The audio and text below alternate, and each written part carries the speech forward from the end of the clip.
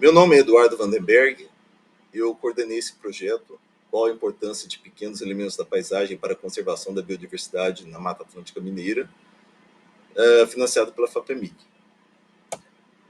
O que são esses pequenos elementos da paisagem? São elementos remanescentes de biodiversidade, como linhas de árvores em valos e ao longo de cercas, ou em matas ripárias ou matas de galeria.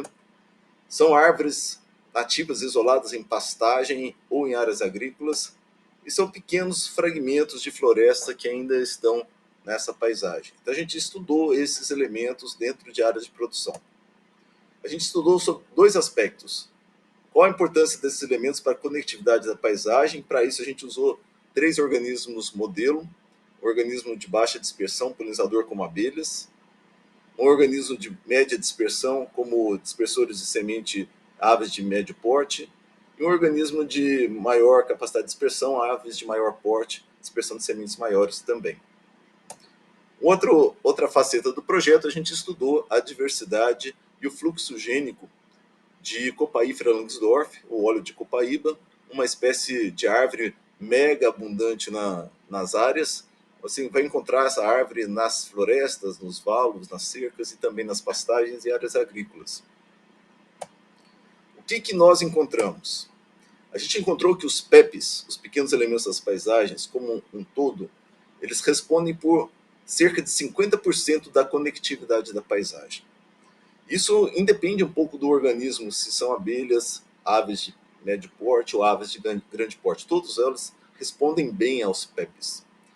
Mas os PEPs individualmente têm importância menor, o conjunto deles que responde por 50%.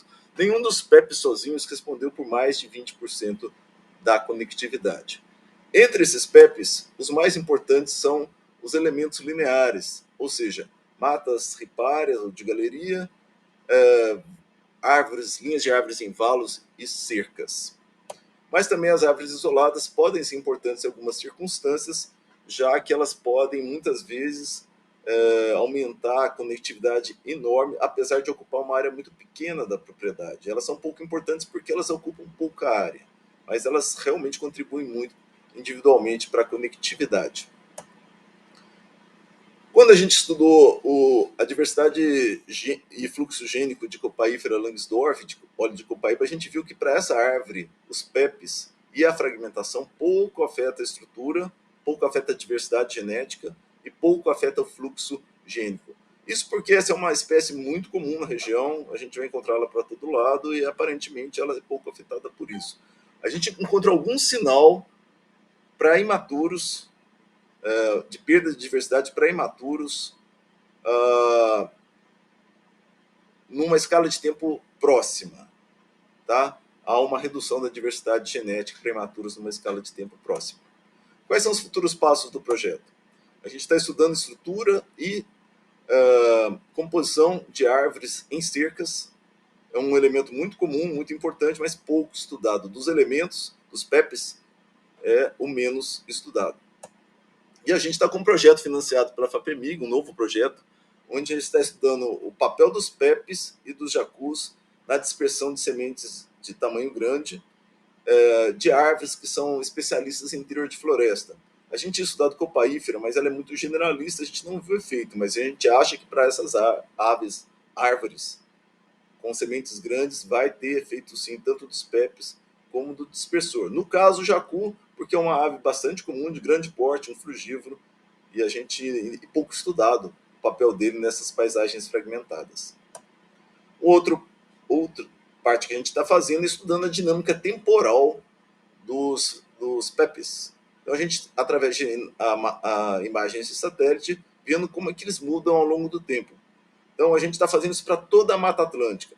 Originalmente, nesse projeto, a gente ia fazer isso para a região de Lavras, mas a gente teve, por causa da pandemia, tivemos dificuldade de acesso ao laboratório e fazer a coisa, tivemos que prorrogar isso, estamos fazendo isso agora, mas não só para Lavras, mas para toda a Mata Atlântica Mineira. Então, por exemplo, nessas imagens aqui, você vê um ganho de elementos lineares e árvores isoladas, mas em outras paisagens a gente identifica perdas. E, por último, a gente está entrevistando os produtores nessas áreas onde ocorrem esses PEPs, porque eles são as pessoas que convivem, as árvores, os PEPs estão nas propriedades deles. Então, como eles veem esses PEPs e se eles conservam ou eles se removem de acordo com a estratégia de produção que eles usam na propriedade. Isso é muito importante para identificar estratégias para a conservação dos PEPs em propriedades rurais. Obrigado.